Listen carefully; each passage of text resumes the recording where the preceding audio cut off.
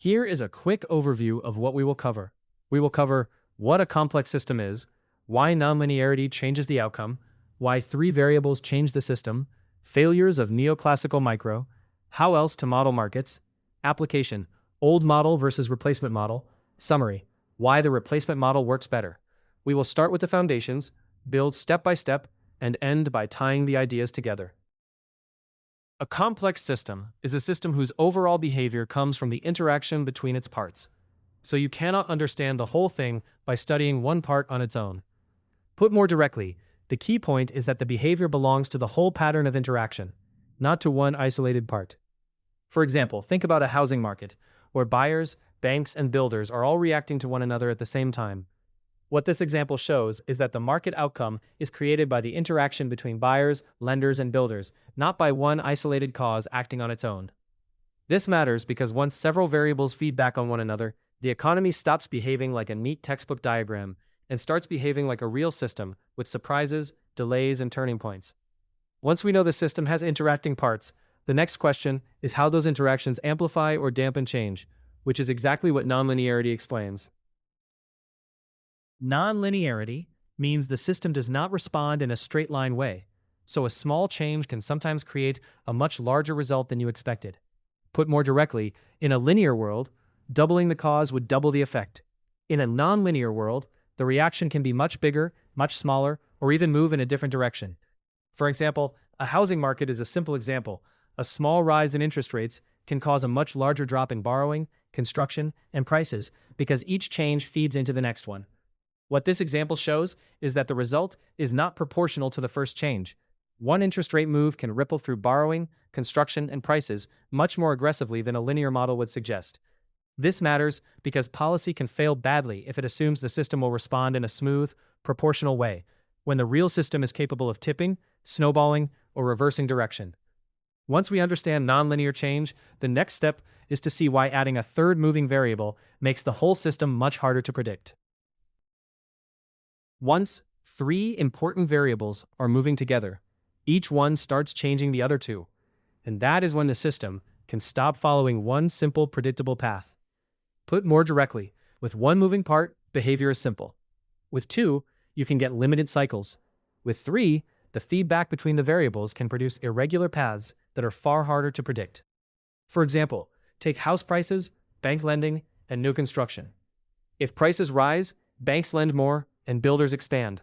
That expansion then affects prices again, so each variable keeps pushing the others. What this example shows is that once three variables are feeding back on one another, the path of the system depends on the interaction itself, which is why prediction becomes much harder. This matters because once several variables feed back on one another, the economy stops behaving like a neat textbook diagram and starts behaving like a real system with surprises, delays, and turning points. Once that is clear, the next step is failures of neoclassical micro, because it develops the next piece of the same argument. Neoclassical microeconomics often fails to explain real-world behaviors because it oversimplifies how firms operate and interact. Put more directly, failures of neoclassical microeconomics include assumptions like diminishing marginal productivity and the idea that firms maximize profits solely through price competition. For example, in reality, firms often have excess capacity and set prices based on markups rather than just costs, which contradicts neoclassical predictions. What this example shows is that neoclassical models do not account for the complexities of how firms actually operate, such as product differentiation and market power. Recognizing these failures allows for a more accurate understanding of economic behavior and market dynamics. Once that is clear, the next step is how else to model markets, because it develops the next piece of the same argument. A better way to model markets is to treat competition as a process that unfolds through time, rather than as a fixed snapshot with a set number of firms. Put more directly, that means we should track entry, exit, innovation, imitation, and customer response rather than just counting firms at one point in time. For example, smartphone markets are a good example.